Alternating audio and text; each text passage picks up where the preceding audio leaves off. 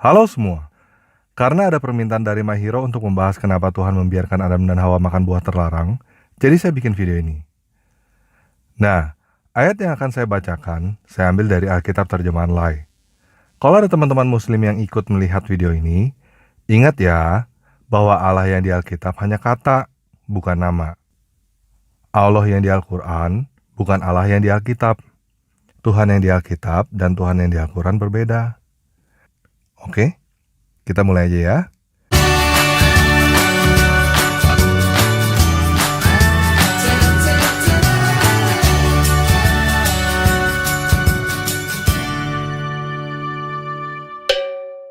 Kita baca Kejadian 2 ayat 4-25. Demikianlah riwayat langit dan bumi pada waktu diciptakan. Ketika Tuhan Allah menjadikan bumi dan langit, belum ada semak apapun di bumi. Belum timbul tumbuh-tumbuhan apapun di padang. Sebab Tuhan Allah belum menurunkan hujan ke bumi, dan belum ada orang untuk mengusahakan taman itu. Jadi belum ada orang ya. Tetapi ada kabut naik ke atas dari bumi, dan membasahi seluruh permukaan bumi itu. Ketika itulah Tuhan Allah membentuk manusia dari debu tanah dan menghembuskan nafas hidup ke dalam hidungnya. Demikianlah manusia itu menjadi makhluk yang hidup. Jadi jelas ya, sebelum manusia nggak ada orang.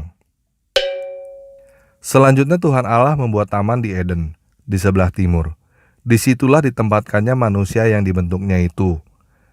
Lalu Tuhan Allah menumbuhkan berbagai-bagai pohon dari bumi, yang menarik dan yang baik untuk dimakan buahnya, dan pohon kehidupan di tengah-tengah taman itu, serta pohon pengetahuan tentang yang baik dan yang jahat. Perhatikan di sini ada 2 pohon ya di tengah-tengah taman itu, pohon kehidupan dan pohon pengetahuan tentang yang baik dan yang jahat. Ada suatu sungai mengalir dari Eden untuk membasahi taman itu, dan dari situ sungai itu terbagi menjadi 4 cabang. Yang pertama namanya Pison, yakni yang mengalir mengelilingi seluruh tanah Hawilah, tempat emas berada.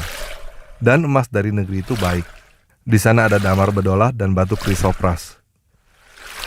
Nama sungai yang kedua adalah Gihon, yakni yang mengalir mengelilingi seluruh tanah Kush. Sungai yang ketiga adalah Tigris, yakni yang mengalir di sebelah timur Asyur. Dan sungai yang keempat adalah Efrat.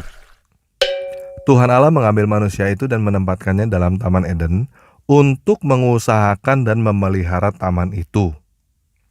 Nah, teman-teman perhatikan untuk mengusahakan dan memelihara taman itu. Jadi Tuhan menciptakan manusia bukan tanpa tujuan, bukan tanpa pekerjaan. Kalau zaman sekarang namanya apa ya? Mungkin bisa dibilang tukang kebun atau manajer kebun binatang. Oke, lanjut ya. Lalu Tuhan Allah memberikan perintah ini kepada manusia. Semua pohon dalam taman ini boleh kau makan buahnya dengan bebas. Nah, kita perhatikan di sini ada kata dengan bebas. Apa artinya dengan bebas? Artinya, Tuhan gak bikin aturan mesti makan ini dulu, terus makan itu, terus makan yang mana lagi. Bebas. Terserah mau makan yang mana, gak mau makan yang mana. Artinya Tuhan gak bikin hidup kita seperti rel kereta api. Tuhan bukan menciptakan robot. Tuhan menciptakan kita makhluk yang hidup dengan kehendak bebas. Oke? Kita lanjut ya. Tetapi pohon pengetahuan tentang yang baik dan yang jahat itu, jangan kau makan buahnya. Sebab pada hari engkau memakannya, pastilah engkau mati. Nah, kita perhatikan di sini. Larangan Tuhan apa? Jangan kau makan buahnya. Betul ya? Gak ada tambahan apa-apa lagi kan? Ingat, cuma 1 pohon yang dilarang. Dilarang untuk dimakan buahnya, yaitu pohon pengetahuan tentang yang baik dan yang jahat. Lanjut, Tuhan Allah berfirman, tidak baik kalau manusia itu seorang diri saja. Aku akan menjadikan penolong baginya yang sepadan dengan dia. Perhatikan di situ, Tuhan menjadikan penolong yang sepadan. Apa artinya sepadan? Setara, setanding. Oke? Lalu Tuhan Allah membentuk dari tanah segala binatang hutan dan segala burung di udara. Dibawanyalah semua kepada manusia itu untuk melihat bagaimana ia menamainya. Dan seperti nama yang diberikan manusia itu kepada tiap-tiap makhluk yang hidup, demikianlah nanti nama makhluk itu. Nah, ini adalah pekerjaan pertama yang Tuhan kasih kepada manusia. Kasih nama. Tuhan memberikan otoritas kepada manusia untuk menentukan nama. Dan Tuhan menghargai nama yang ditentukan oleh manusia. Teman-teman udah lihat belum di sini? Bahwa Tuhan udah memperlakukan manusia seperti Bapa memperlakukan anaknya. Lanjut ya. Manusia itu memberi nama kepada segala ternak, kepada burung-burung di udara dan kepada segala binatang hutan. Tetapi baginya sendiri ia tidak menjumpai penolong yang sepadan dengan dia. Lalu Tuhan Allah membuat manusia itu tidur nyenyak. Ketika ia tidur, Tuhan Allah mengambil salah satu rusuk daripadanya, lalu menutup tempat itu dengan daging. Dan dari rusuk yang diambil Tuhan Allah dari manusia itu, dibangunnyalah seorang perempuan, lalu dibawanya kepada manusia itu. Oke, di situ tertulis tulang rusuk. Bukan tulang kepala, bukan tulang kaki. Jadi perempuan bukan diciptakan untuk menginjak kepala lelaki, dan juga bukan untuk diinjak oleh lelaki. Oke, lanjut ya. Lalu berkatalah manusia itu, inilah tulang dari tulangku dan daging dari dagingku. Ia akan dinamai perempuan sebab ia diambil dari laki-laki. Nah, berikut ini adalah ayat yang biasanya dipakai sebagai dasar pernikahan Kristen. Sebab itu seorang laki-laki akan meninggalkan ayahnya dan ibunya dan bersatu dengan istrinya, sehingga keduanya menjadi satu daging. Jadi untuk membuat satu rumah tangga yang satu daging, yang bersatu, yang utuh, lelaki harus meninggalkan ayahnya dan ibunya. Oke, lanjut. Mereka keduanya telanjang, manusia dan istrinya itu, tetapi mereka tidak merasa malu. Oke, kita lanjut Kejadian 3 ayat 1-24. Adapun ular, ialah yang paling cerdik dari segala binatang di darat yang dijadikan oleh Tuhan Allah. Ular itu berkata kepada perempuan itu, tentulah Allah berfirman, semua pohon dalam taman ini, jangan kamu makan buahnya, bukan? Nah, kita perhatikan di sini ya. Tadi Tuhan berkata bagaimana? Semua pohon boleh dimakan kecuali satu. Si ular ini berkata bagaimana? Semuanya tidak boleh. Betul gak? Tuhan berkata manusia bebas. Ular berkata manusia tidak bebas. Jadi kalau ada yang berkata bahwa manusia itu seperti budak yang tidak bebas, itu siapa yang ngomong? Tuhan atau ular? Ular ya. Lalu saut perempuan itu kepada ular itu, buah pohon-pohonan dalam taman ini boleh kami makan. Tetapi tentang buah pohon yang ada di tengah-tengah taman, Allah berfirman, jangan kamu makan ataupun raba buah itu. Nanti kamu mati. Oke, di sini ada dua hal yang bisa kita perhatikan. Yang pertama tadi di tengah taman ada berapa pohon? Ada dua ya. Apakah dua-duanya nggak boleh dimakan? Nggak kan? Yang nggak boleh dimakan cuma satu pohon, yaitu pohon pengetahuan tentang yang baik dan yang jahat. Kita lihat di sini, Hawa tidak mengatakan pohon pengetahuan tentang yang baik dan yang jahat. Hawa katakan buah pohon yang ada di tengah-tengah taman itu. Jadi Tuhan hanya melarang satu pohon, sekarang jadi dua pohon yang dilarang. Kelihatannya jadi lebih suci ya. Larangan Tuhan satu, sekarang jadi dua. Yang kedua, teman-teman lihat kata ataupun raba di situ. Tadi Tuhan larang untuk diraba gak? Enggak kan? Tapi mendadak ada tambahan kata ataupun raba di situ. Tuhan suruhnya jangan dimakan, sekarang jadinya jangan dimakan dan jangan diraba. Ini juga kelihatannya lebih suci kan? Tuhan suruhnya jangan makan, diraba pun enggak. Nah, inilah ragi pertama yang pernah ada. Aturan-aturan tambahan dari manusia yang bikin perintah Tuhan jadi lebih besar daripada yang sebenarnya. Dan aturan-aturan seperti inilah ragi ahli Taurat dan orang Farisi yang Yesus wanti-wanti. Aturan-aturan yang kita bikin sendiri, kelihatannya lebih suci, tapi akhirnya kita keblinger sendiri dan ujungnya malah jadi melanggar aturan Tuhan. Oke, lanjut ya. Tetapi ular itu berkata kepada perempuan itu, "Sekali-kali kamu tidak akan mati. Tetapi Allah mengetahui bahwa pada waktu kamu memakannya, matamu akan terbuka, dan kamu akan menjadi seperti Allah, tahu tentang yang baik dan yang jahat." Perempuan itu melihat bahwa buah pohon itu baik untuk dimakan dan sedap kelihatannya. Lagi pula pohon itu menarik hati karena memberi pengertian. Lalu ia mengambil dari buahnya dan dimakannya. Dan diberikannya juga kepada suaminya yang bersama-sama dengan dia. Dan suaminya pun memakannya. Oke, kita lihat kata bersama-sama dengan dia di situ ya. Jadi ketika si ular berbicara kepada Hawa, si Adam ada di situ. Ketika Hawa salah mengatakan perintah Tuhan, Adam diam aja. Ketika Hawa makan buah itu, Adam juga diam aja. Adam malah ikut-ikutan makan buah itu. Nah, dari cerita ini, teman-teman yang laki-laki bisa belajar jangan diem aja. Oke, lanjut ya. Maka terbukalah mata mereka berdua, dan mereka tahu bahwa mereka telanjang. Lalu mereka menyematkan daun pohon ara dan membuat cawat. Ketika mereka mendengar bunyi langkah Tuhan Allah yang berjalan-jalan dalam taman itu pada waktu hari sejuk.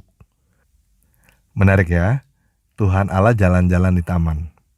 Nggak seperti Tuhan tetangga kita itu yang nggak boleh jalan-jalan. Lanjut, bersembunyilah manusia dan istrinya itu terhadap Tuhan Allah di antara pohon-pohonan dalam taman. Tetapi Tuhan Allah memanggil manusia itu dan berfirman kepadanya, "Di manakah engkau?" Ia menjawab, "Ketika aku mendengar bahwa engkau ada dalam taman ini, aku menjadi takut karena aku telanjang, sebab itu aku bersembunyi." Firman-Nya, "Siapakah yang memberitahukan kepadamu bahwa engkau telanjang? Apakah engkau makan dari buah pohon yang kularang engkau makan itu?" Manusia itu menjawab, "Perempuan yang kau tempatkan di sisiku, dialah yang memberikan dari buah pohon itu kepadaku, maka kumakan." Kemudian berfirmanlah Tuhan Allah kepada perempuan itu, "Apakah yang telah kau perbuat ini?" Jawab perempuan itu, "Ular itu yang memperdaya aku, maka kumakan." Lalu berfirmanlah Tuhan Allah kepada ular itu, "Karena engkau berbuat demikian, terkutuklah engkau di antara segala ternak dan di antara segala binatang hutan. Dengan perutmulah engkau akan menjalar, dan debu tanahlah yang kau makan seumur hidupmu." Oke, perhatikan yang ini baik-baik ya. "Aku akan mengadakan permusuhan antara engkau dan perempuan ini, antara keturunanmu dan keturunannya. Keturunannya akan meremukkan kepalamu, dan engkau akan meremukkan tumitnya." Nah, ini adalah nubuat pertama tentang Yesus. Yesus adalah keturunan perempuan itu, lahir dari seorang perempuan, seorang perawan yang bernama Maria. Oke, lanjut ya. Firman-Nya kepada perempuan itu, "Susah payahmu waktu mengandung akan kubuat sangat banyak. Dengan kesakitan engkau akan melahirkan anakmu, namun engkau akan berahi kepada suamimu dan dia akan berkuasa atasmu." Lalu firman-Nya kepada manusia itu, "Karena engkau mendengarkan perkataan istrimu dan memakan dari buah pohon yang telah kuperintahkan kepadamu jangan makan daripadanya, maka terkutuklah tanah karena engkau. Dengan bersusah payah engkau akan mencari rezekimu dari tanah seumur hidupmu. Semak duri dan rumput duri yang akan dihasilkannya bagimu, dan tumbuh-tumbuhan di padang akan menjadi makananmu. Dengan berpeluh engkau akan mencari makananmu, sampai engkau kembali menjadi tanah, karena dari situlah engkau diambil. Sebab engkau debu, dan engkau akan kembali menjadi debu." Manusia itu memberi nama Hawa kepada istrinya, sebab dialah yang menjadi ibu semua yang hidup.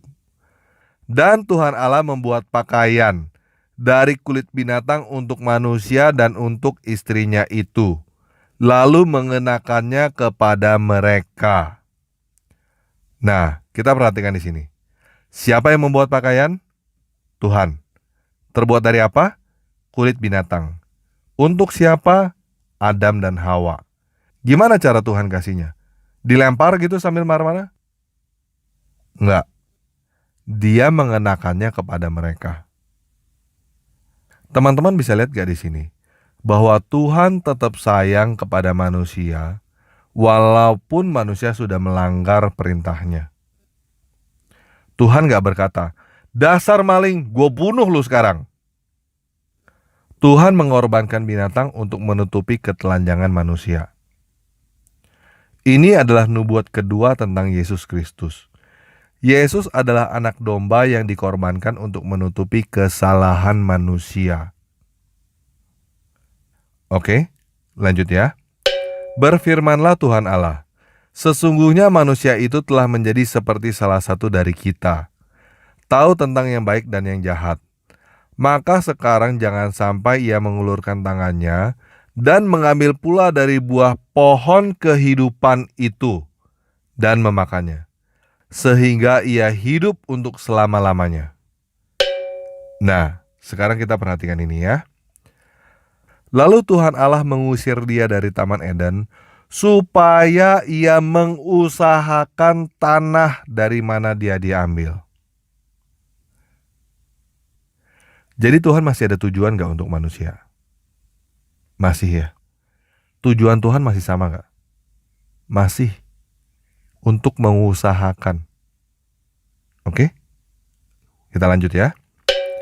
Ia menghalau manusia itu. Dan di sebelah timur Taman Eden, ditempatkannya beberapa kerup dengan pedang yang menyala-nyala dan menyambar-nyambar, untuk menjaga jalan ke pohon kehidupan. Oke, pembacaan kita selesai. Gimana? Udah terjawab belum pertanyaannya? Masih bingung ya? Gini, tadi kita udah baca bahwa Tuhan punya tujuan kan? Sebelum kamu nonton video ini, kamu pernah perhatikan gak di ayat itu bahwa Tuhan punya tujuan sejak pertama kali menciptakan manusia? Dan kamu perhatikan gak bahwa tujuan Tuhan itu tidak berubah walaupun manusia jatuh ke dalam dosa? Nah, jadi seharusnya yang kita pertanyakan bukanlah apakah Tuhan tahu bahwa Adam dan Hawa bakal makan buah terlarang atau tidak. Kita juga tidak seharusnya mempertanyakan kenapa Tuhan membiarkan itu terjadi. Pertanyaan seperti itu adalah pertanyaan manusia yang tidak bertanggung jawab. Kesalahan yang sama dengan kesalahan Adam. Menyalahkan Tuhan karena telah memberikan istrinya. Ini seperti orang yang berbuat jahat, terus ngomong, kenapa Tuhan membiarkan saya berbuat jahat? Itu sangat tidak bertanggung jawab. Oke? Nah, yang seharusnya kita pertanyakan adalah apa yang Tuhan ingin kita lakukan di dalam hidup kita ini. Tuhan bukan bikin kita tanpa tujuan. Dulu, saya berpikir bahwa Tuhan itu kejam sekali. Kok cuma gara-gara makan satu buah aja dihukum mati? Tetapi sekarang saya udah gak berpikir begitu. Yang Tuhan katakan, seperti orang tua yang berkata kepada anaknya yang masih kecil, "Nak, jangan main pisau ya, nanti berdarah." Ketika kita main pisau dan berdarah, apakah itu salah orang tuanya karena punya pisau? Apakah itu salah orang tuanya karena telah memperingati kita supaya jangan main? Ngerti ya maksudnya ya? Apakah kita mau terus-menerus menjadi anak kecil yang menyalahkan orang tua? Atau kita mau belajar dari kesalahan kita supaya kita menjadi dewasa? Nah, ketika kita main pisau dan berdarah, apakah berdarah itu adalah hukuman dari orang tua kita? Atau itu konsekuensi dari kita bermain pisau? Kita nggak tahu kenapa Tuhan taruh pohon pengetahuan yang baik dan yang jahat di situ. Tapi yang pasti itu bukan buat dimakan.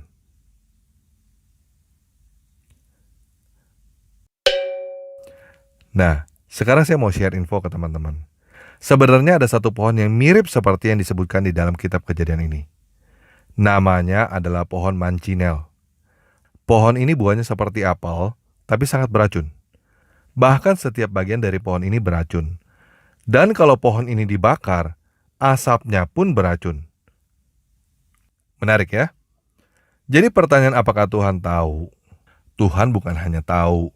Tuhan udah persiapkan obatnya dan Tuhan udah memberitahukan kepada kita apa yang akan terjadi nanti. Jadi kenapa Tuhan membiarkan semua ini terjadi? Tuhan punya rencana yang kamu nggak tahu. Dan Tuhan akan memberitahukan kepadamu kalau kamu sudah dewasa. Oke? Kita baca ini ya. Yeremia 29 ayat 11. Sebab aku ini mengetahui rancangan-rancangan apa yang ada padaku mengenai kamu. Demikianlah firman Tuhan, yaitu rancangan damai sejahtera dan bukan rancangan kecelakaan, untuk memberikan kepadamu hari depan yang penuh harapan. Nah, tadi kita baca ada pohon kehidupan yang dijaga kan? Sekarang kita baca ini yuk. Ini adalah apa yang akan terjadi nanti. Wahyu 2 ayat 7. Siapa bertelinga, hendaklah ia mendengarkan apa yang dikatakan Roh kepada jemaat-jemaat. Barang siapa menang, dia akan kuberikan makan dari pohon kehidupan yang ada di Taman Firdaus Allah. Wahyu 22 ayat 2. Di tengah-tengah jalan kota itu, yaitu seberang menyeberang sungai itu, ada pohon-pohon kehidupan yang berbuah 12 kali, tiap-tiap bulan sekali. Dan daun pohon-pohon itu dipakai untuk menyembuhkan bangsa-bangsa. Wahyu 22 ayat 14. Berbahagialah mereka yang membasuh jubahnya. Mereka akan memperoleh hak atas pohon-pohon kehidupan dan masuk melalui pintu-pintu gerbang ke dalam kota itu. Oke, jadi menurut saya begini. Saya percaya bahwa Tuhan mempunyai rencana dan banyak yang belum terrealisasi. Pertanyaannya adalah apakah kita mengambil bagian dalam rencana Tuhan atau tidak. Ini adalah pilihan hidup yang Tuhan berikan. Dan apapun pilihan kita, tidak merubah rencana Tuhan. Mengenai pertanyaan apakah Tuhan telah menentukan takdir, saya mau menjawab begini. Menurut saya, kita nggak bisa pilih kita mau lahir di mana dan bagaimana. Tetapi kita menentukan bagaimana kita mengisi hidup ini. Apakah kita mau berkata ini semua salah Tuhan? Atau kita mau mengambil tanggung jawab? Mengusahakan apa yang sudah Tuhan berikan. I couldn't change my circumstance. I couldn't just one day wake up and say, hey, give me arms and legs. I need arms and legs. I thought, what kind of purpose do I have to live? I mean, are you just here to live, to die? I mean, is there not a purpose for me? Is there not a purpose in life? And I had questions and no answers. And I asked my mum and dad, why did this happen? I asked doctors, why did this happen? And they don't know. There are some things in life that are out of your control that you can't change and you got to live with. The choice that we have, though, is either to give up or keep on going. I want to ask you, what are you going to believe? Are you going to believe in yourself? Are you going to believe everybody else's judgment on you? Are you going to believe people when they say that you're a failure? Well, no one really likes you. No one really cares about you. I tell you, life is interesting. Life's a journey. But I tell you, there are some times in life where you fall down and you feel like you don't have the strength to get back up. But this is the thing. It should be impossible for me to get back up, but it's not. You see, I will try 100 times to get up, and if I fail 100 times, if I fail and I give up, do you think that I'm ever going to get up? No. But if I fail, I try again and again and again. For as long as I try, there's always that chance of getting up. Does that make sense? And it's not the end until you've given up. And I want you to know that I found my strength in Jesus Christ, and you're going to find your strength in whatever you find it in. But I just want you to know that it's not the end. It matters how you're going to finish. Are you going to finish strong? And you will find that strength to get back up like this.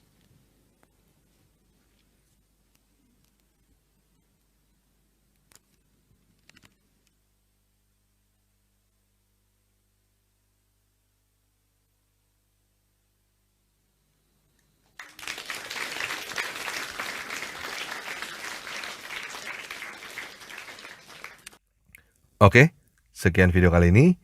Yesus Kristus penguasa kita memberkati.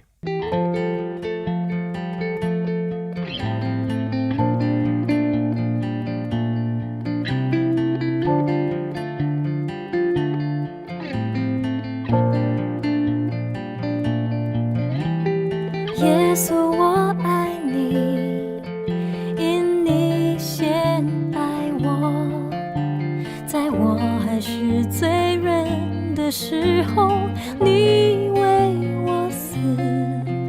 耶稣，我感谢你，因你对我真好，背负我重担，你是拯救我的主。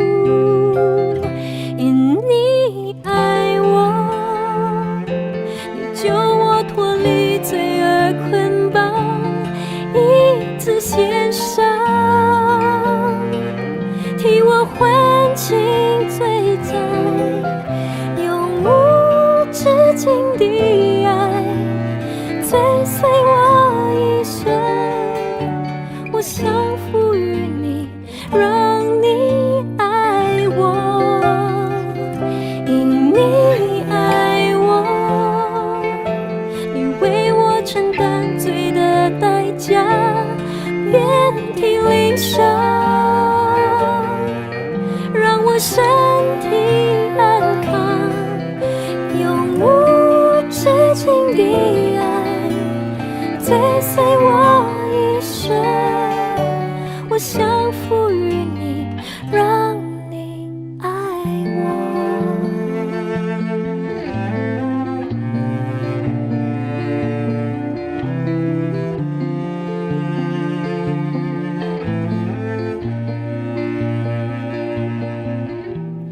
耶稣，我属你，因你救赎我，你的恩惠是可保护，我信靠你。